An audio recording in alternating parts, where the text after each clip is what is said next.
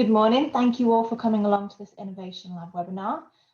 For those of you that have been along before, you'll know that what we like to do is showcase community energy projects from across the UK that are working in innovative ways and hopefully sort of boost the sector and share the learning. So this series is funded by Power to Change, and a lot of the projects that we feature are from the Next Generation programme that we run here at the Centre for Sustainable Energy, that's also funded by Power to Change. And this morning, that's one of the projects we're going to be looking at. So we've got some great speakers lined up from Green Fox Community Energy and from the Leicester area, from universities and the local council, who will all be sort of inputting into this presentation about zero carbon schools. So yeah, we're really excited to have them with us today. We are recording this webinar, so you can feel free to take your camera off and leave your sound off. If you are featured in the webinar, it will be hosted on our website, so just so you're aware. Here's a couple of things about Zoom, which I'm sure everyone knows about by now, but just to quickly run through. Obviously, you've got mute and video at the bottom there. Please feel free to keep these off, unless you're asked to turn on your microphone to explain something later on. You can also go on the participant list there and change your name to your name and your organisation. That would be really handy. Please use the chat function at the bottom there if you've got any questions you would like to ask. We've got a Q&A session at the end, so you can put those in throughout the whole of the webinar, and Vic from CSE will be collating those and asking those questions for you at the end. And obviously, please don't press leave, but if you do, you can rejoin using the same link. So I think that's just about everything. If you're having any trouble, like you can't hear us or something like that, please feel free to send a personal chat message to Vic, and she'll do what she can to help you with any tech issues. So let's get started with today then. We've got a great presentation from Ben and the others at Green Fox, and then we might have a short interview if we've got time, and we will definitely have a Q&A session at the end. So yeah, please feel free to keep putting those questions in the chat box, and we'll definitely have at least half an hour for questions at the end, and we'll finish at about 12 o'clock today. So without any further ado, I'll hand over to Ben. Thank you very much, Rachel. Really appreciate it. And it's lovely to see you all today. So thank you for coming. We've got presentation. There's quite a few of us going to do the presentation, so just bear with us as we go through the slides. And the agenda for this morning, really introductions.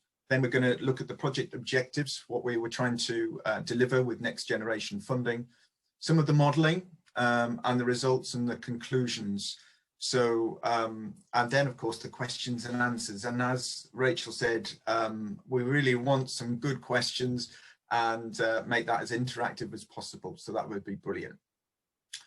So first of all, just to explain a little bit, we were developing a zero carbon business model for multi-academy trusts.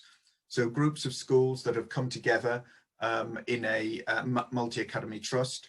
And so on the top of the little boxes that you see is the Attenborough Learning Trust. And that was the actual multi-academy trust. We've got Loughborough University, we've got the Catapult, Leicester City Council. So it was a real partnership of a project to try and drive down carbon in schools. So a little bit about us all. If I go first and just talk a little bit about Green Fox. We're best known for our project over in Hinckley, a Hinckley Academy school, where we looked at putting biomass in and therefore supplying them with sustainable heat. And that was supported by the RHI, a subsidy for renewables. And that model could not happen without that subsidy. And of course, that is the challenge with Next Generation, is trying to find a subsidy-free model for the community energy sector. What I would say with that project, there's huge amounts of carbon dioxide that can be saved with replacing our heating. And that project itself, because it was a large campus with a swimming pool, saved around 500 tons of CO2 per year, and a significant amount of money off their energy bill as well. So I will pass over to Simon Briggs from the Energy Systems Catapult, just to introduce himself. Okay, next slide, Ben. So yeah, hi everybody, I'm Simon Briggs. For those who don't know, the Energy Systems Catapult, we're an innovation center, basically, of energy experts based in Birmingham primarily. We're overseen and part funded by Innovate UK, but we're independent from government and a not-for-profit. So we also do sort of funded projects and other works with both local authorities and local areas, as well as sort of SMEs and other private businesses as well. And our role, I guess, in all this is helping solve key market problems or identifying opportunities that potentially can't happen in the market yet. So we're working alongside innovators, sorry, excuse me, and helping bring those different stakeholders together to try and work on those new opportunities. So for this project specifically, we're sort of working closely alongside Green Fox and from Loughborough. And what we're really trying here to do is look at this business model for net zero schools, and then ultimately looking at that viability. So we're looking to try and sort of validate costs and also identify new revenue streams. And sorry, I'm so sorry about this, got a bad cough. So yeah, so trying to help identify different revenue streams, help validate costs, and then go out there and actually see whether that model is viable in the market. I'll pass over to Philip.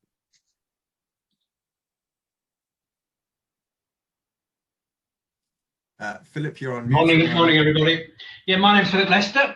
I'm from Loughborough University, as you can see, and specifically CREST, which is the Centre for Renewable Energy and Systems Technology, where we deliver a number of courses to under and postgraduates, specific on various technologies. And of course, we have a large number of researchers, PhD students, etc. For the last 7 or 8 years, I've been involved in specifically energy systems modeling, simulation, both at, well, from various scales, domestic up to community, and even looking at the wider national system and evaluating this, if you like, the impacts of the penetration of renewables into the UK energy system from a system-wide perspective, and also looking right down to the household.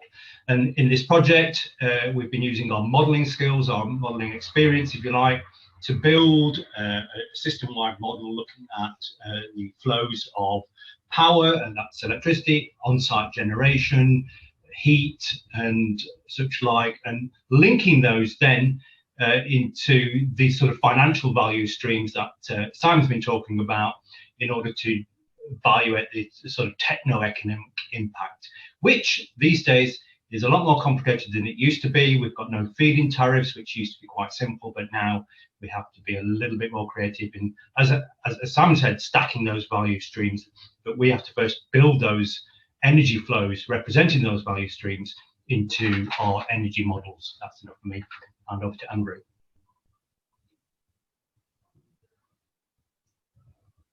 Okay, so I wasn't quite expecting that. So yeah, so I've been looking at the data for this modelling. One of the key inputs to the modelling process has been data from the schools, and I've been working to bring that into the modelling system. Pass on to Lee, I think.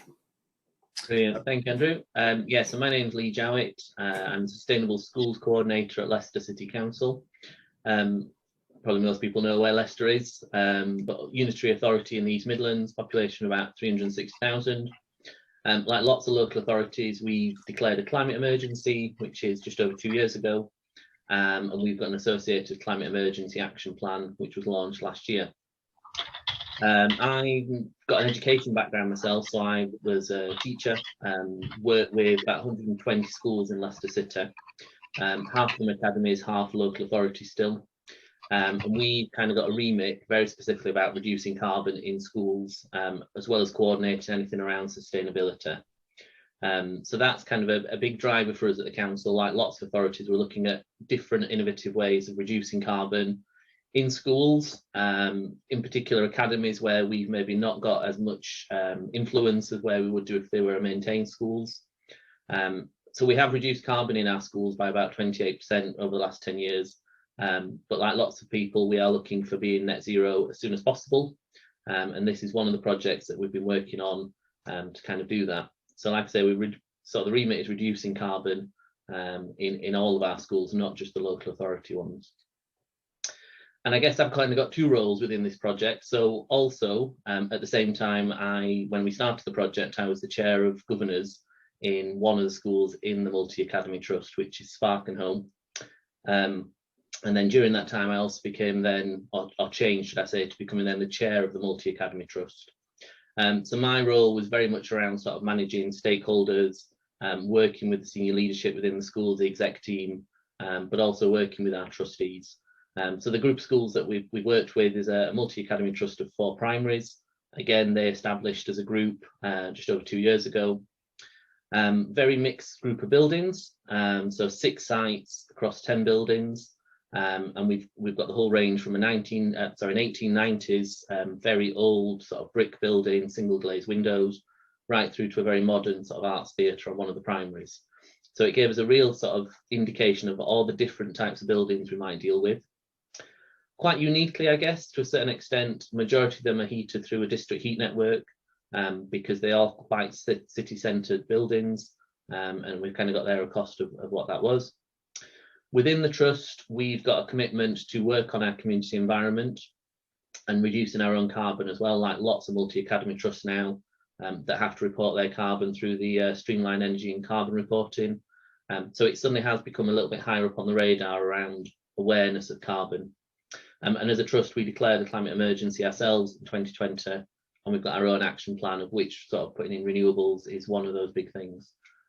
So that should give you a little bit of background to kind of the school group that we're working with. So I'll hand back to Ben if that's okay. Thank you, Lee, and thank you, everyone. That does give you a bit of a background to the different organisations and people involved, and so that therefore it's a little bit complicated, but hopefully it comes together in this presentation. And we had a number of project objectives that we were sort of working to, really. Obviously, Next Generation wanted us to design a new innovative business model. And as you're hearing, we're choosing schools and getting them to net zero. That was the aim. And look at the commercial viability of that and how that actually works and what are the benefits to community energy, but also the schools and other organisations involved. We wanted to look at the potential cost of net zero schools, so that therefore this has a much wider brief to try and advise and promote the opportunity for schools to become zero carbon. Really, really interesting, and we'll tell you a little bit about that. We had challenges along the way, and again, I'll go into some of those challenges near the end, but also how to get over some of those challenges and how community energy can change a little bit and morph to fit into some of these challenges and hit them straight on.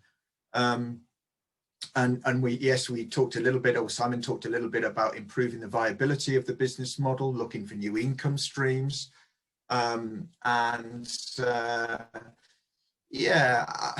obviously, community energy, a lot of organisations are working with schools, and they're working with schools on energy efficiency and education, but it would be great to get them involved in actually getting their schools to zero carbon.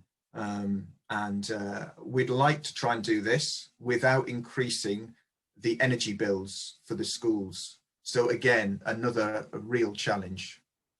So what's the context? What are we actually looking at? Well, heat accounts for about 1/3 of the UK's greenhouse gas emissions, which is huge. And it's our biggest challenge to meet net zero targets. And the education sector accounts for about 1/4 of those public sector emissions. And then primary schools represent 1/3 of these emissions. Now, as community energy sector, we haven't really tackled heat as much as we should do. And so hopefully this will provide a little bit of inspiration. but the context is also needs to be set against what school children are doing, and how they're striking, how they're wanting change, and how as adults we're not delivering that change. I think it's really important. And, you know, I have two daughters, both are asking me, well, Ben, you know, what are we doing? And I can say a little bit about projects, but actually, if we're going to make a really big difference, we need to bring people together. And so community energy organizations need to tackle certainly heat and trying to deliver zero carbon schools. And wouldn't it be fantastic if we did that against this backdrop and started in the schools and actually respond to some of these asks by the students and children we've got. So just to talk a little bit about then the business model, I've spoken a little bit about it, but the unique thing here, the business model is built around the school, or the MultiAcademy Trust in this case, giving the energy bill, financial energy bill, to the community organisation at the start of the year, so that therefore the community energy organisation has that as an income, but also has to pay those bills. So you've got an expenditure as well, so that therefore the community energy organisation has to drive down those bills by installing energy efficiency measures, renewable energy, reducing tariffs. So therefore the actual income then becomes the difference between that energy bill and the new energy bill. And ideally, both the community organisation together with the school or MultiAcademy Trust then are financially incentivized to bring that down even further. So we took a two model approach. We had a base model, if you like, and a base model plus. I'm going to talk about the base model, and then Simon will talk about the base model plus.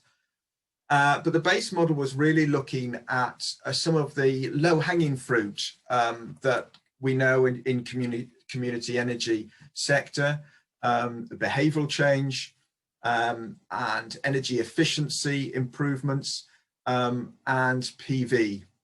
And so that therefore in the middle of that schematic, you've got Green Fox, but it could be any community organisation. And there you can see that the school is paying Green Fox an annual fixed charge for energy. And we raise the money from a share offer, install the energy efficiency measures and the PV, and then reduce that bill by that. And we then also look within the base model at reducing the tariffs. So for instance, in the example of the Attenborough Learning Trust, they had tariffs for electricity that were as low as 13 pence per kilowatt hour, but as high as 25 pence per kilowatt hour. And so we were looking at those bills and driving them down. They also had charges on those bills, which shouldn't be really there. It's like the climate change levy that actually isn't applicable to schools. And so we took that away as well. And so that therefore you have a reduction in your energy bill through that base model before you started adding value with the base model plus. So I hope that makes sense, but certainly questions on that would be really good in the chat box. So I'll pass over to Simon for the base model plus. Okay, thank you, Ben. So for the base model plus, I guess the reality is that the core construction of the model doesn't necessarily change. So everything Ben's just talked about stays true in terms of Green Fox playing that central role with the school, acting as almost like an energy service provider or energy services company that's helping manage those bills. The difference is, I guess, is how we start to add complexity and start and drive sort of greater level of carbon reduction and energy efficiency. So in the base model, you're fine. You deliver, as sort of Ben said, the no regrets measures on energy efficiency, deliver solar. But the key sort of thing you're trying to tackle is decarbonisation of heat. And our starting point is installation of heat pumps in this project. So So what we're looking at is heat pumps across the 4 schools and how we try and make that commercially viable, because there's a level of complexity that comes with heat pumps. So that's our first angle. The second aspect of this then is heat pumps do come at a level of expense. The running cost and the installation costs are potentially higher than gas in some cases. So how do we work to find additional value that will help make that model more viable? And that might be value in terms of additional revenue and how we bring in more cash into GreenFox, or it might be reduction in costs or optimization of energy to try and reduce cost. So from the sort of value side, what we started to look at was how could we make more of the energy that was being produced? And that might be through things like local energy tariffs, where we might use the export from solar in sort of local arrangements. So trying to make more of the energy being used in the local area in Leicester, or it might be even on a microcosm of that. So could we find a way through the schools or through local buildings to develop some sort of private wire or microgrid arrangement where you'd actually be sharing power across sites with a physical connection? So that's it in terms of export, and we explored a few different opportunities around how to make more of that. The final aspect, though, is then what could you do on site that might help optimize or reduce cost of energy within the building? So we started to explore things like storage and what impact that might have. And there's a few different models that we'll sort of talk to later around how that might work. And then also control and sort of optimization. So ultimately, if we can shift when energy is being used at different times of day, is there a way to reduce costs and ultimately bring in value? And I say, so the primary point, I guess, of the base model plus is, yes, we want to decarbonize heat, but in order to do that, we need to extract enough value to make that work for GreenFox and for the ESCO model that sort of sits in the middle of that. So if we talk a little bit more around how we did it and then some sort of the steps we went through, I think I'm passing over to Lee or Philip on data collection. Okay, we're passing over to Andrew. Oh, it's Andrew. Don't worry, that's fine. All right, Andrew. Okay, yeah. So the key to getting the sorry, that's my fault. Sorry, Andrew. It is Lee. It's my fault. It is Lee on the collection of data. So I do apologise, Simon. You're absolutely spot on. All right, my fault. Sorry. I was being the well-behaved pupil and keeping quiet till someone told me to speak. So in terms of data collection, we wanted to obviously get a really clear baseline of what we were dealing with to start off with. And this is one of my sort of big roles at the beginning of the project. So we initially looked at getting baseline data across all 4 schools. Now that should, in theory, be straightforward. In reality, it is not as straightforward as one would hope. So with schools, like Ben sort of said, energy is not their bread and butter on a daily basis. It's teaching pupils and getting pupil outcomes. So with some schools, we had really good quality AMR data. With some schools, we managed to get smart meter data. In others, we were having to go back to billing data, which is often estimated. So in an ideal world, you have all your schools with smart meter data that are on a really clever dashboard and you download them. I think there's probably very few schools that are in that position that you could walk into to find. So actually doing that first piece of baseline to look at where the data is, how it's stored, and how you can access that, I think was a big sort of eye-opener for us.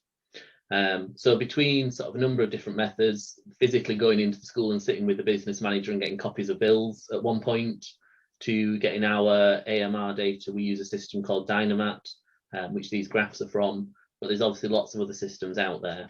So it's initially trying to find what does a school already have, and if you have to physically go back to getting bills, then that might be the sort of the end sort of backstop. But collecting bills was that first point, collecting the data, and having at least 12 months, if not 2 years worth of data to look at. And again, being very conscious at the moment that actually the last 12 months for schools would not be typical, and trying to average out that data is very important, because again, you might have a really cold winter, which might overestimate consumption in some years, or it might be milder in others. So really trying to understand that data. Someone just asked AMR data, which I'll just pick up. So automated monitoring. So we have equipment that's attached outside of the meter, which goes through our sort of 2G, 3G network and it's a data collection back in, but I can pick that up a little bit more later. So we got our baseline data. The next thing we wanted to look at was a holistic approach to the sites to find out what could we install, what's already in the buildings. So we used a model that had previously been used by Salix. So Salix are a national organisation funded through BEIS that deliver carbon reduction within public sector. So we used their sort of templates and their sort of approach for surveying with a company called Briar. And they went around the 4 sites and looked at all the potential energy efficiency measures that were available. From that was then a very detailed report that produced, that sort of came out of that was a way of us to look at tendering of how we could look for some of those technologies, whether it was sort of air source heat pumps, LEDs, timers on boilers. Obviously that sort of list goes on. There's a list of things that Salix would typically fund, and we use that as our kind of key sort of start for that. Mainly because it's kind of a benchmark that lots of organisations understand. It's very sort of straightforward in terms of what we wanted to procure through that. And that then gave us an energy bills across the schools of about 150,000, and then a clear sort of programme of what we could do to look at that. So I will hand over, I think, Andrew this time, who's going to look a bit more around some of how we then use this data and did some analysis. Yeah, thanks, Lee. Yeah, so as Lee was saying, this half-hourly data is not always available, but is really immensely valuable in understanding what's going on in time, in detail. So normally a school might just have a sort of periodic billing, which is giving you the kilowatt hours over a longer period, and the half-hourly data from the AMR, or automatic meter reading, lets you see within the school day when is that electricity, heat or gas being used, and how that's fitting with the behaviour patterns within the buildings. We found that just taking the data itself, we need to apply a certain amount of cleansing to that. So even having got the data, you still need to then use some intelligence, and that's filling in gaps where the meter reading has failed in some cases, or removing spurious values, just understanding to make sure the data is sensible. And the process we used to check that essentially used the billing meter data to calibrate that, so that we know that the total amount of demand is correct. So the next step was to take the real demand data, which is measured, and then synthesize the savings that we would expect from Salix, which are giving essentially at the top level percentage savings in energy, but not apportioned in time. So when we want to understand in detail what the demand is doing, we need to apply that as a time series. And that gives some insight, because you can then see, for example, if the demand is lower at a nighttime period, there might be less opportunity to, for example, save energy through time controls than perhaps the initial estimates had proposed. And when you have the time series data at half-hourly level, you can see those opportunities in more detail. And we found that in some cases, the Salix estimates were overestimating the savings that could be achieved. In a sense, the behaviour patterns are better than the perhaps the top level assessments had estimated. And this data was then combined with the solar data. So this is again is a prediction,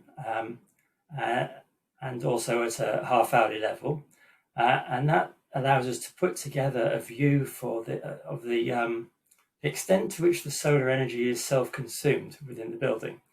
And you can see the graph at the bottom there. This is showing the electrical demand of one particular school, which is in the blue. You can see the pink lines are the proportion of the solar, which is in yellow. The pink lines are showing the proportion of that electrical demand which is consumed within the building. And you can see the terms throughout the year. You can see the days and the weekends.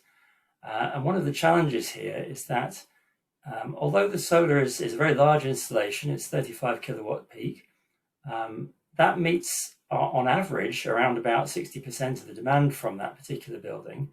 But you can see there's a misalignment. So at the weekends and in the holidays and the half term and across the summer, much of that solar generation isn't used by the school. So one of the challenges is, and this particularly in the base model plus, is to see how we can make a better use of that generation that the solar is providing and that the school doesn't necessarily require. So I'm going to hand on to Philip now, who's going to talk about how we put this data together to get the overall estimates of the costs. Okay, thanks, Andrew. So yeah, I'm going to introduce what we've called the ESCO model. So our objective here, and it was a key deliverable from ourselves, from Loughborough University, was to create a model which is potentially usable by other organisations. And for this, therefore, we opted for a spreadsheet model, which is nice and transportable, can easily be adapted by other organisations, and people tend to be familiar. So with this spreadsheet model, then the first thing is we have to take is all the lovely data that Andrew has cleansed, and that was a lot of hard work just to get nice, clear data. I mean, fantastic work from Lee to get that data in the first place, but there's always these problems of data never being clean and just easy to drop into a nice model. So that's an essential part of the process. But once we've got that, we can put all this time series data into our model. And another key feature of the model, not quite mentioned there, is that we can cope with lots of different sites. So we've got, the various schools, the 4 schools, we've got different, each school's got several locations, and we've got various energy vectors. We've got gas, we've got district heat, we've got electricity. So we need to accommodate all those time series in our model. Once we have all that, we can configure various parameters. So for example, we need to know what the baseline is for the costs of all these power vectors, gas, electricity, and the district heat. So we can configure all the tariffs into the model, and these can also then be configured with new tariffs that we're hoping to buy or use in the marketplace. And this can also include more complicated time of use tariffs, should those be an option available to us. Of course, with the model, we can configure the CapEx and the OpEx costs. That's the capital costs, the upfront costs, and all the operational costs for all the different technologies that are proposed and all the different interventions, the energy saving interventions that Andrew outlined from the SALIX report, for example, and we can configure the costs of all those. Similarly, the technology efficiencies are important to be able to configure. So we've got our sort of parameters for heat pumps, how efficient are they performing, and also the carbon emission factors of our fuel inputs. And then if we're going to make a meaningful techno-economic analysis, and this is sort of then passing on to the work done by Simon, is to come up with some realistic parameters that the financiers might be interested in. So for example, we talk about discount rates and internal rates of return, these typical techno-economic parameters which the economists will use to evaluate the viability of a project. But that for us also includes coming up with a cash flow so that we can see what potential payments there are going towards the community investors, as well as the benefits to the school and the income that Greenfox might require to cover its overheads. So we're looking here in this sort of modelling for an all-round win-win-win situation where the school benefits, the schools benefit, Greenfox is viable in terms of running the project, and of course the investors, the community investors also benefit, and the wider community too. So we can, once we've got all those parameters configured, the interesting thing with this sort of modeling is we can configure lots of different scenarios.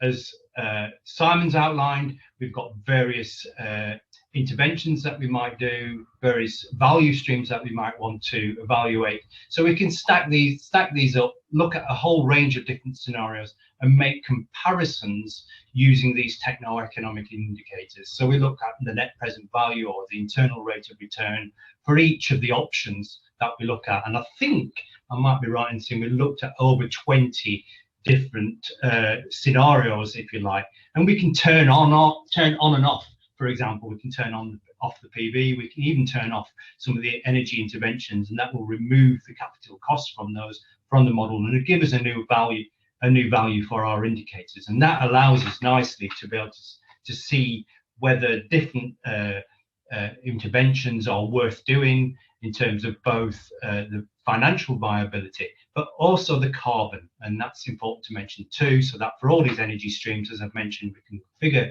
the carbon intensity and we can get an overall carbon impact of the particular scenario that we're looking at. So if you just switch to the next slide, Ben, just to give you a flavour of model outputs. This is only a few pictures. It's always nice to see a few pictures rather than words. So we can have a dashboard to see how much on-site generation we're consuming, self-consumption, etc. The energy independence, bill savings, and CO2 reductions are key KPIs, if you like, that we're looking towards.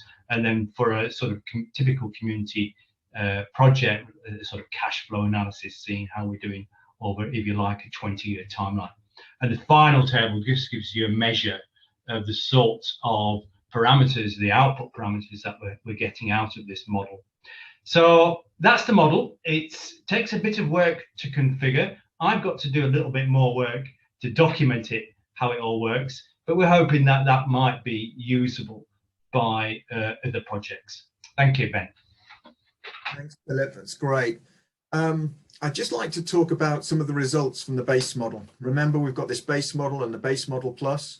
And so the results from the base model, and I think there are some conclusions really here that community energy can take away and use. So for the base model, for the energy efficiency and the PV, we went out to market. We tendered for the price of installing, I think it was 177 kilowatt peak of PV for £140,000, and all the energy efficiency things like Lee has mentioned, the LED and the time switches, £75,000. And then we had other income streams such as the smart export guarantee, and there's a value of about changing the tariffs. So by changing the tariffs over the whole estate, that would save around £5,000, and getting rid of some of the charges would equate to another £3,000. So therefore coming up with £44,000 as an income to Green Fox. However, in the table below that, you're actually, the reduction in your energy bill is £40,000 because you're not having the smart export guarantee in that reduction. So that reduction for the base model in energy for those four primaries, the MultiAcademy Trust, is 38%, so significant. And I think there's a lesson here for community energy because, if you're utilizing energy efficiency together with PV, it provides a different scenario. Okay, so 12-year payback for PV, and we all know sort of roughly those sort of figures, but it's a 4-year payback for the energy efficiency measures. And you combine those two to achieve a 6-year payback. Now that is eminently doable by community energy models, and it allows you to do more, of course. But it's a different way of working than just coming along and doing the PV. So on the carbon saving, again, interesting because the base model is looking really around electricity. It's the energy efficiency stuff. So it's the LED lighting again, it's your PV, all to do with electricity. So that's really important just to think about. And so from a MultiAcademy Trust point of view, that's 34% saving in carbon emissions. And you can start to see then the challenge of heat and reducing reducing consumption. So that's pretty much the base model. It works, and it's it's available for all of the community energy. And I do think it would be really nice to see further models like this together without subsidy and making it work. So I'll now pass on to Simon, who will talk a little bit about the base model plus and how that can help. Okay, thank you, Ben. So base model, obviously, there's a really good news story about payback from that. When we get into decarbonize of heating, sort of specifically for the alt, things start to get a bit more difficult, if we're going to be honest. So what we looked at was installation of air source heat pumps. So there were quite unique sort of sites, to be fair. So there were seven sort of buildings for the 4 schools. So there's quite a lot of complexity in terms of how to actually implement renewable heating into it. Where in some cases those were different types, different ages of buildings, and different heating systems within those buildings. First thing to call out is cost, and it's high. So our sort of mid-level estimate was around £710,000 to do that. It's worth calling out that that's not just product or installation. A large proportion of the cost in renewable heating is in how you prepare the building to be able to deliver it effectively. So we had to look at sort of estimates around what changes we might make to heat emitters or the heating system, and also potentially to building fabric as well in buildings that weren't sort of sufficiently insulated. Roughly, and I say that we'll come to what that means in terms of roughly, we sort of counted as a third of the cost just purely in terms of changes within the building that were in addition to the heat pump. So if you look at sort of the table on the right, the sort of metrics that Philip was talking about earlier aren't there. If we just say mid-tier for this alt, where are we at? Payback's high, the rate of return isn't at sort of the level we would want. But, and I think I'll come to this in a bit, I think there are scenarios where we think this could work, and it is trying to reconfigure a little bit around what is the kind of best properties and most appropriate properties for that transition to renewable heat. And I think the sort of second point we wanted to raise here is just some of the complexities in doing this. It's worth saying decarbonisation of heat still has a long way to go in the UK. The supply chain isn't particularly mature yet. There isn't necessarily the expertise out there. Getting the quality and the value of quotes to be consistent was difficult. And I think there's still more work to do with the supply chain to try and understand implications for schools and how we can improve sort of the quoting process and understanding the impacts on cost.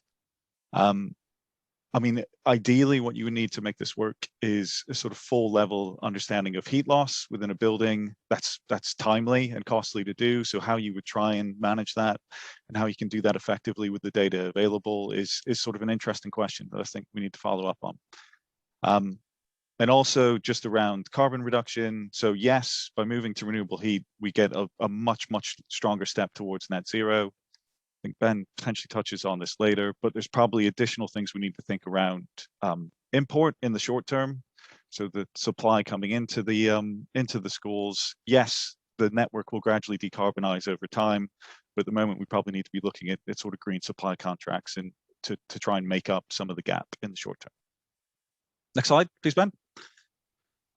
So that's just the decarbonisation of heat bit. As we started to look at additional value, this is where we got to. And I say this is specific to the alt in terms of what we were looking at. So first example we looked at is how can you make more of the power within the local area? So is there a way to actually connect the solar to buildings or other buildings within the local area and make more rather than exporting to the grid? So there were a few scenarios we looked at across the schools of how you could actually potentially change metering configurations or physically connect to buildings so that they could offtake the solar from the main site. It can work, so there is value there. I think the biggest problem we found is there is a cost to that. So there's an extra level of complexity around how you change metering configurations or actually do that physical connection. Trying to match 2 schools together isn't necessarily the best combination. So I think where you can find a local off-taker that isn't the same profile as the generator is quite an important step. So maybe looking at other scenarios locally where there's higher weekend demand or higher evening demand would make sense, rather than trying to match two schools together.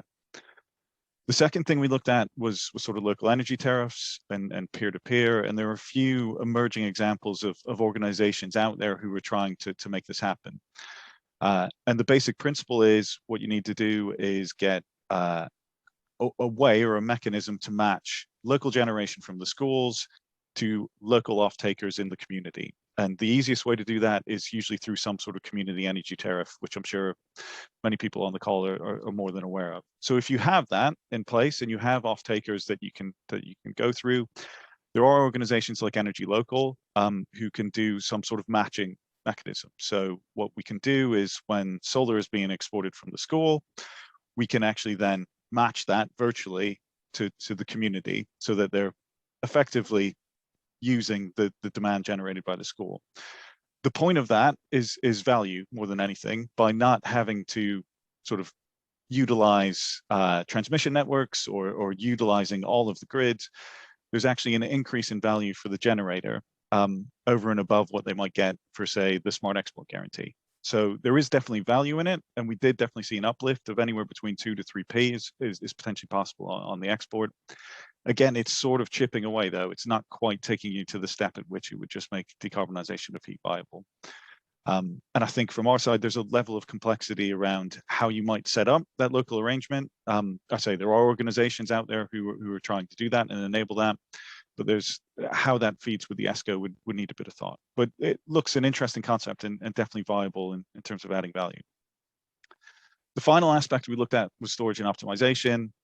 And again, there's definitely value here in terms of how you can start to utilize storage to do things like trading and demand side management. There is also complexity, though, and I think, and cost. And if anything, and I think Philip and Andrew will attest to this as well, it's an area I think we'd like to explore more. There's a few questions around storage, I think, in the chat, and we didn't quite have time or within the scope of the project to actually effectively model to the same level of depth we did for solar and some of the other scenarios that we'd like to. But looking at how you might sort of optimize demand and what impact that has across all the 4 schools would have been an interesting thing to do. Instead, what we looked at more was models from organizations where essentially the ESCO would play a more passive role in storage. So there are organizations like Social Energy and FNS Energy that we spoke to, who have different sort of models where they would essentially own the battery storage asset on the school and run it and optimize it. And all the Green Fox would get essentially in return is either a rental fee or some sort of return on whatever sort of utilization of that battery happened. A sort of an entry level model, I guess, in terms of how to run storage potentially on site. It might not be a bad sort of first step before you get into full scale sort of owning and operating a battery storage asset on site. Next slide, please, Ben. So fine, so we've talked around sort of what we tried to do. I think from our perspective, there's still more work to do to try and fully make the base model plus work. But there's definitely some key things that I think to take forward that look interesting for both Green Fox and we think other community energy groups that want to try and explore this.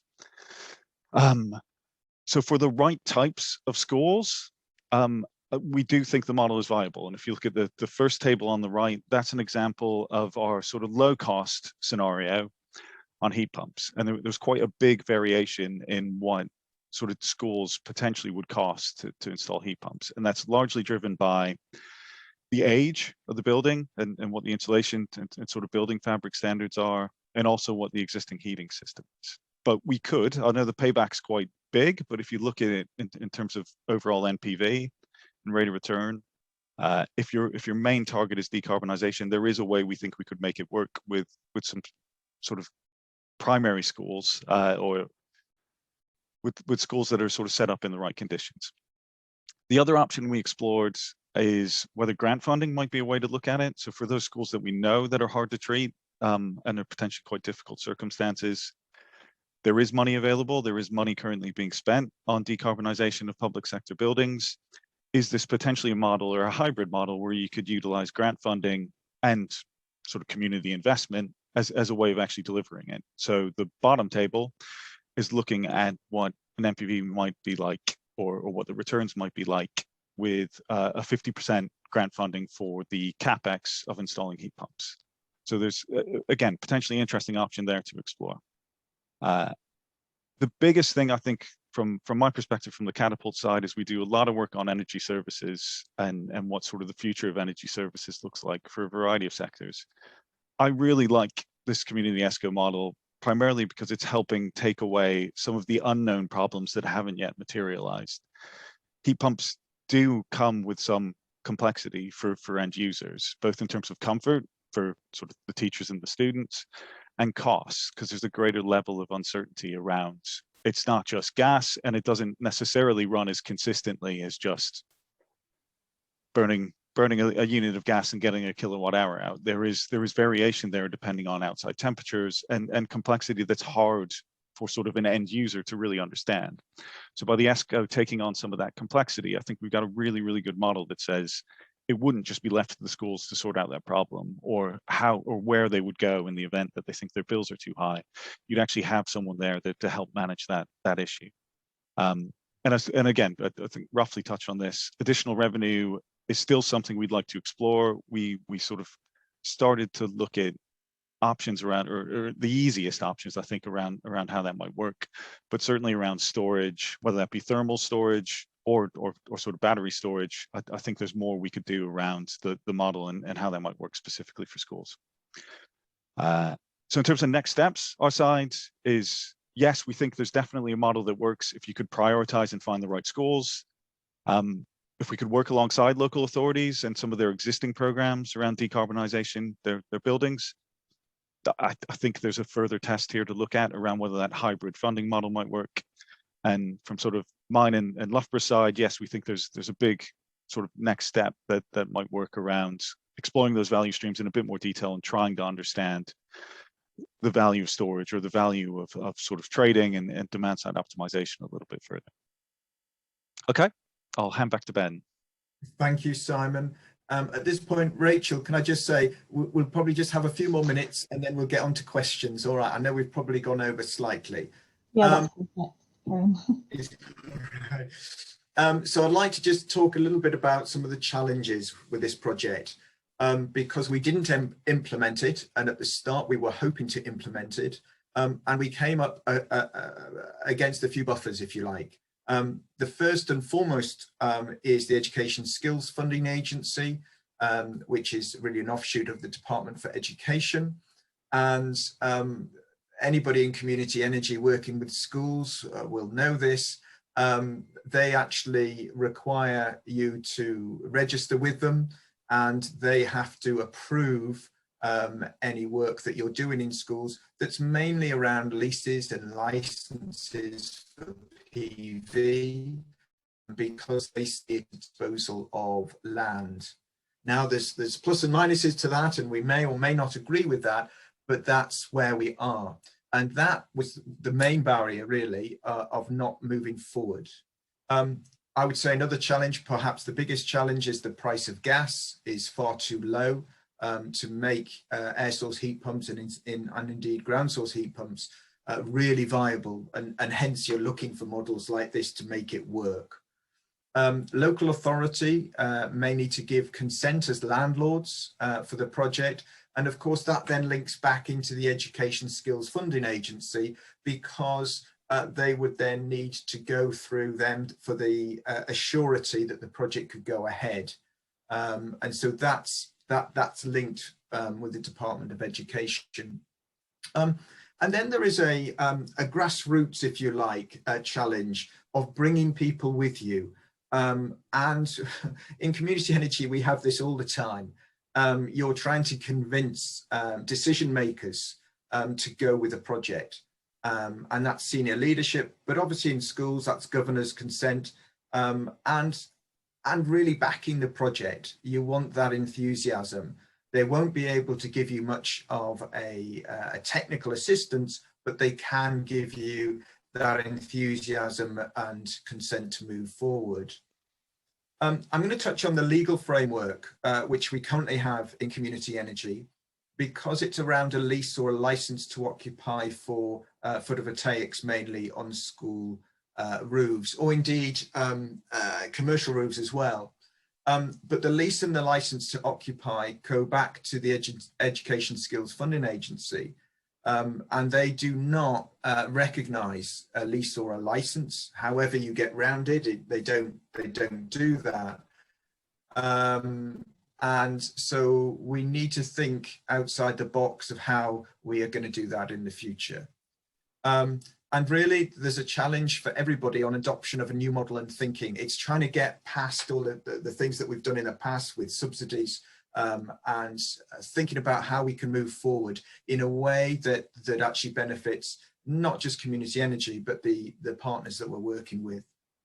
So I've put those as challenges, but I would like to talk a little bit about the solutions, because I am usually solutions driven.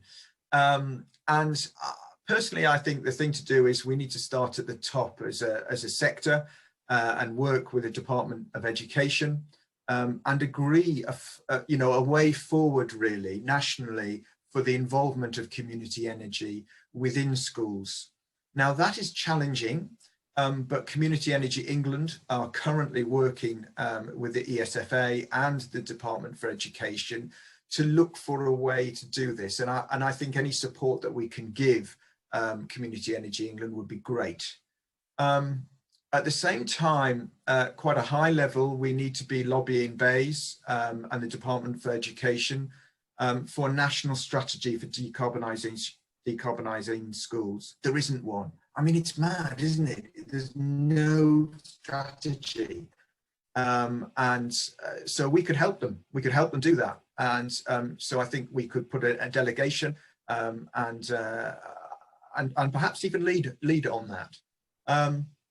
And then I think we need to have a pilot group of primary schools that could move together and implement the model. I'm cracking on to the interim conclusions because I know I'm short of time. It looks as though this is the first study in the UK to financially value the cost of retrofitting and decarbonising schools. They've done it in Europe, but we haven't done it in this country. And through this modelling, the average cost of decarbonisation of primary school is £230,000. Remember, that is taken from 4 primary schools with more buildings, with 7 buildings. So I would expect it's a little bit on the high side because of the way that the estate of that MultiAcademy Trust is set up. But if we then extrapolate that figure, and you'll be able to do that in the areas that you're working in Leicester with 113 primary schools, Lee, you mentioned about 120, so it might have gone up a little bit, so my figure might be a little bit old. But that equates to around £26 million. So that's really doable. That's doable. And you might question my thinking there, but remember, BEIS has just given away £1 billion to the public sector, okay, to decarbonise. And 26 million of that is not much. Interestingly, who's here today, managed to get 25 million out of that fund. It was the biggest allocation of funding, I think, outside some of the NHS trusts. And so it can be done. I mean, Lee was doing it for the whole of the estate, but even for primary schools, so it is possible. And then if we think about England, we're up to 3.9 billion. And again, it is possible because if we build back better from COVID, if we have that positive outlook, we have the ability to really drive down carbon emissions, we should be doing this. Now, I think community energy has a role to play in this, and I think it could bring in money as match funding to BEIS and Department for Education. But I think it has a wider implication in bringing the community along with the decarbonisation, with climate change from a very grassroots level. So we try to look at how much it's costing per tonne of carbon to decarbonise. And we got to a £200 per tonne, which I think is really, really cheap in a way. And that was the base model plus as well. So that's not just the base model with your energy efficiency and your PV, that's with your air source heat pumps involved as well. The base model plus will work with a substantial grant. And so therefore that is that's the working with BEIS, and that's looking for it. Now you might argue that that is a subsidy in a way. And yes, you could argue that. But it's not a subsidy over a 20-year period. It's a subsidy to get the capital installed before you then run the model. I think using our model, our base model plus model with the air source heat pumps, absolutely possible to deliver off-gas zero carbon. Because if you can remember, the Attenborough Learning Trust, district heating is a main player in that, and that's 6p. So if you're looking at 6p per kilowatt hour, so if you're looking then at off gas, maybe oil, you may be paying a lot. You'll be paying a lot more than that. So the model works off gas. However, we need to do more modelling, and we will finish the modelling of using gas, and obviously that'll throw up other challenges. So Rachel, I would like to leave it there and open it up for questions, if that's okay. Yeah, great. Thanks, Ben. I'll hand straight over to Vic, who's been collating the questions in the chat. There's been a lot going on in there. Hi, everyone. Yeah, thanks to the Leicester team. You've answered quite a lot of the questions already in the chat, but I'll just try and pick out a few that haven't. Starting on a couple of more general ones. What's the relationship with the schools in question, and what authority did you have to put these energy saving measures in place? And what sort of practical stake do the schools have in Green Fox as an organisation? Lee, do you want to talk about the schools? Yeah, I can pick up about the sort of the autonomy bit, and then Ben, if you want to pick up sort of the other bit. So as an academy school, they get a long-term lease from the local authority, 125 years, but they certainly need to get permission for any changes to take place through landlord consent. So if they wanted to put solar panels on the roof, for example, even if they were funding it themselves, they would still need landlord consent from the council to check sort of the health and safety, the method statement, and everything. So that would be the case. As an authority, we are quite supportive of this kind of work.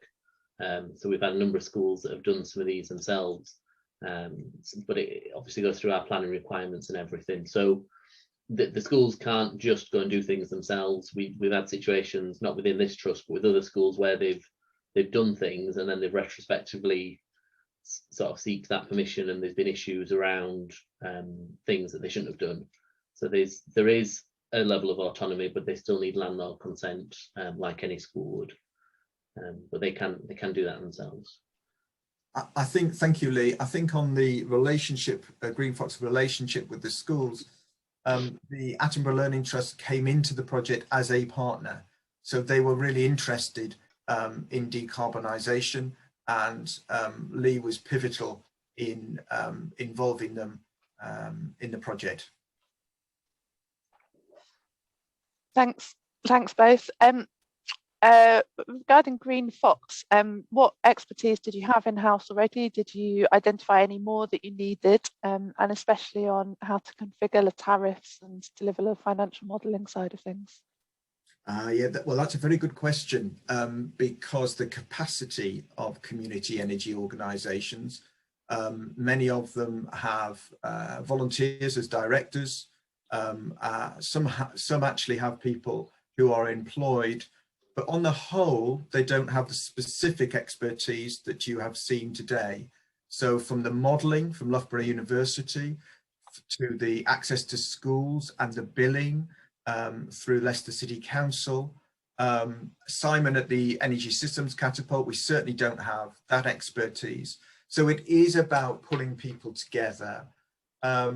And it is a complex project, there's no doubt about it. But what we were trying to do is bring things out of that project for community energy as a whole. So we brought in the expertise that we needed, I think, is the short answer. Okay, thanks, Ben. Okay, there's a few more questions which about the model, etc. Apologies, maybe we're in the context of certain parts of the presentation, so sorry if they seem a little bit out of context. Regarding the energy efficiency models measures in the base model, is insulation included? Yes, installation is included. Sorry, insulation. Insulation, that's a good question. Both insulation and window replacement is not included in the model. And that is a big issue for us. But some of the buildings needed insulation and some of them didn't. We had a real range of buildings. And so no, that's not included.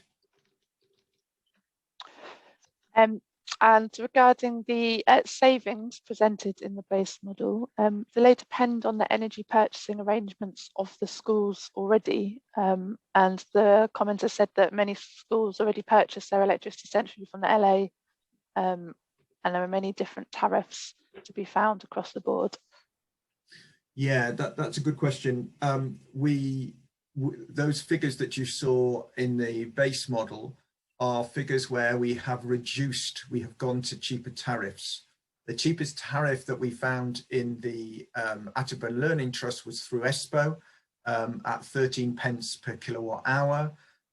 We found that another energy company could give us that 13 pence per kilowatt hour through renewable energy. So not only did we bring down the overall price to the lowest within the academy, we also then were looking at sourcing that energy from a renewable source. Otherwise, you know, is it really zero carbon? So there's a question there. So two things: yes, we reduced it, and that's the figures, and then we purchased electricity from a renewable source. And another question related to tariffs: how practical or worthwhile did you find local energy tariffs? Do you use local energy tariffs? I think, Simon, when we were talking to FS Energy, they had the option to actually buy the electricity from local solar farms. I think they mentioned that. Is that right? Yeah, so there was we explored a few different options is probably the answer to the question. So Ben's mentioned one, which was around sort of on green supply. So there, FNS Energy was one that we spoke to, who did actually source their power from sort of power purchasing agreements. So that was one way to actually look at sort of a green supply contract. We explored a few different options around local energy tariffs as well. So I think Energy Local, I've mentioned already, is one organization that has sort of the foundation to make that happen. There's a few other organizations out there as well that are looking at this. So Q Energy is another one that we're working with that have some form of community energy sort of club or partnership. So they can work. I'm not going to say that. So we explored it in the model, definitely, and within Philip's model, we have gone through that and looked at some of the implications of that. I still think there's more to do on it. So the foundations of being able to match sort of local supply and demand are there, and there are examples of people who can do that, and there is definitely value in doing that. How that actually works, I guess the key point is having the right sort of community energy tariff or local tariff set up, and there's a bit of effort, I think, to figure out how that works and make sure that there's demand when the generation is sort of available. But yeah, we did explore it, and yes, it is in the model, and we think it's got some real benefits in the longer term. Okay, thank you. There was a question on the air source heat pump costs, and did that include changing pipe work within the schools? Many school distribution networks struggle to deliver enough heat via pipe work. Did you assess the pipe work for the full schools? So Ben, do you want me to cover it roughly? Yeah, absolutely. Yeah, that's fine. So it's a good question, and so yes, we have tried to take an indication of what changing the heat distribution system would look like, which would include pipe work. So yes, that has been factored into the cost. I think I touched on this earlier, though. I wouldn't say that that's as an exact science as we would like. I think you need a much more detailed internal sort of technical survey to figure out what those actual costs would be. But we've got some fairly reliable benchmarks that we've tried to use to understand what those costs are. A question that's just come into the chat. I'm going to read it word for word. It's quite specific. As you mentioned, the window replacement and insulation were excluded in the model, then I suspect this did not currently cover an assessment of an impact of improvement to fabric airtightness and hence reduction of uncontrolled energy losses. Perhaps something to review for the future. Yep, would agree with that. Yes. There was quite a lot of questions about whether you'd considered including EV charging in the model. I think they were described in the chat, but I wondered if you wanted to add on to that why you made the decisions you did about whether or not to include EV charging. Yeah, we were very keen to include that at the start, especially for the electricity that's generated in the summer to make use of it. We didn't in the end, because it was perhaps a little bit too complicated. Philip, did you, where in the model did we look at that? I mean, it might be for Andrew that, but can you remember? Yeah, I think if I maybe comment on that. So the issue I think is that the time when you've got electricity available for EV charging is really when the the school electricity demand is low. So that's weekends and holidays, and I suppose it could be at the end of the school day to some extent. Although certainly from the data we found that the school day certainly doesn't finish at 3 o'clock. So the opportunity for EV charging is really quite intermittent in a sense. It's dependent on when there is this spare energy available. So it could be difficult to see how you could offer that to a community who would obviously need to have alternative charging facilities on most of the days when the school is operating. So we didn't see that it was a very easy fit, and that's probably the main reason why we haven't included it. Thank you, Andrew. Okay, I think those were all the. There's some questions about PV schools and what's the benefit of engaging in community energy, and would it not be better if the savings went to the Academy Trust? I guess there's an issue there of whether they're able to raise the capital. Did you think around that question, whether it was appropriate for the community energy and the investors in community energy to get some of that return rather than the schools themselves? Yeah, really interesting. Community energy with the feed-in tariff is set up where mainly the feed-in tariff comes back to the community energy organisation. But of course it is more economic for the school, more beneficial for the school to install PV without community energy. And that might sound a little bit controversial when you're talking to a community energy sector, but that is actually the truth. So without PV, without feed-in tariff, it is difficult to make it add up. But I think within the model, correct me if I'm wrong, Philip, I think we used £14,000 in overheads. So you'd have around £14,000 per year coming back to the community energy organisation, whether it's Green Fox or any other. So you had a surplus, if you like, and you allowed that surplus to be the OPEX costs, but also to provide the capital return. And we modelled it on a 3% interest rate back to the members. Incentivization of further financial savings, absolutely. So once you've got down to your base model plus level, or indeed your base model level, if you're taking that specific model on, you will only get so far with the financials. But if you have then behavioural change within the school, and you put within the contracts and the legal structure some clauses that if you get to a certain level, it's obviously helping the community energy organisation to reduce the finances, because of course they're getting a benefit because they don't have to pay so much on the bills. But obviously there's action within the school to take to get those energy bills down. We had a similar clause in our Hinckley Academy project when we were selling heat to Hinckley Academy, and that worked really well because you had a floor. If the community organisation was making too much money, then some of it then would go back. I think we had it 70% would go back to the academy. So there's a fairness about it that should be going through it all.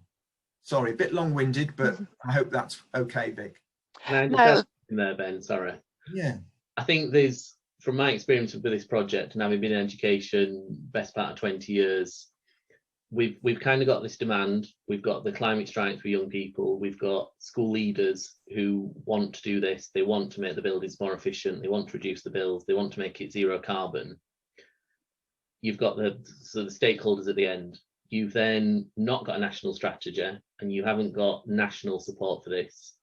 You've got maybe local support with some authorities, but there's that gap that's missing where community energy possibly could fill around getting schools with the technology and the understanding and getting things into the buildings. Because although I've said we work with 120 schools, only 2 in the last 10 years have been able to put PVs up themselves, funded it themselves and done it themselves, with a lot of support from us as an authority. Yes, with new builds, we've put them on roofs as part of the new build. Yes, we've just got best part of 20 million for schools through the Salix Public Sector Decarbonisation scheme, but that has been very much driven by our local authority with our local authority schools. We're not touching academies through that scheme because we're not funded that way. And there's a massive demand from schools that want to do this, and it just isn't happening. And that's where the gap is, where I think community energy, and we've learned from this project, the knowledge and the ability to do it is where the gap is.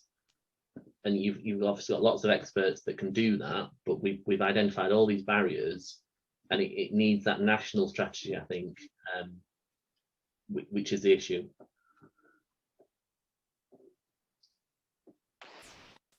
Great. Okay, there was a question at the beginning about biomass versus green gas, and I think it was mostly answered in the chat, but I just thought if you wanted to expand on any of the decisions. Obviously you said that in Leicester biomass isn't appropriate because it's an urban area, but is that something that you looked at all, or maybe we knew the thing with the new innovation fund, the Next Generation Fund, it's a project without subsidies. And really biomass really works for community energy organisations when you have the RHI. The RHI finished in March, so that wasn't possible. The schools that we were dealing with, or the MultiAcademy Trust that we were dealing with, is a hugely populated location within Leicester. Everybody's sort of living on top of each other. There is certainly no way that you would get a tractor coming in with the chip or even the pellets to provide for a biomass boiler. So from a logistics point of view, that was taken out of the equation right at the start as a way of decarbonising. However, obviously we've successfully used it in a rural school. I would say it's rural, it's not in the middle of a town or city, and that has worked, but that is with subsidy. So yeah, but good question. One more on that one, sorry. I think the person asking the question was saying, were there concerns around particulates, and do you know anything about that, whether it's if they were in a rural location, is particulates still something to worry about, and would green gas be better than biomass? Let me take the first one first on the biomass and particulates. There are strict regulations as you put biomass in. There's some technical terms of the rate that your emissions come out of your chimney, the height of your chimney. Yes, there are some particulates, but remember, biomass burns at a really high temperature. and so that therefore you don't have the particulates that you would have on a wood burning stove that's been in the press recently. So you tend to get those particulates at the start of firing up the boiler. And there is a filter, a centrifugal filter that can take these particulates out. So as long as you are designing a biomass boiler correctly, they are suitable in any location, but of course you've got to have the space to access it all. On the green gas, I'm assuming that you're thinking about hydrogen. If that is the case, air source heat pumps will be an interim, or heat pumps as a whole will be an interim until decisions are made on putting hydrogen through the pipes. Putting hydrogen through the pipes is a long time aspiration. It is not going to happen in the next 10 years. It's just not going to happen because of the amount of money and the infrastructural things that need to be changed. So for instance, if you have hydrogen coming into your house, you have to change your appliances, or a number of appliances. So it's no good just saying, oh yes, we'll just change it. It doesn't work like that. The industry needs to get going. And in many respects, somebody actually needs to visit every house to make sure that it is safe. So it's not exploding, or there's problems within the house itself. So there are far more issues to tackle with hydrogen through the pipes than you envisage to start off with, I suppose. Rachel, did you want to? I'm not sure who asked that question, but does that sort of answer the question? I think the sort of green gas thing, I think they were discussing AD. Okay. Things like that. Philip was answering it in the chat. I just thought it was an interesting one to pick up again in the webinar. Yeah, the AD, again, just with the location in the middle of a city, yeah, that would have been pretty impossible. Mm-hmm. I just wanted to ask one more question about the ESCO model. There was a question about whether it would be open source, and I think you said that you would like it to be so. Could you expand on that? What's the remit? What the parameters? Should I come here, Ben? Yeah, please do, Philip. Yeah.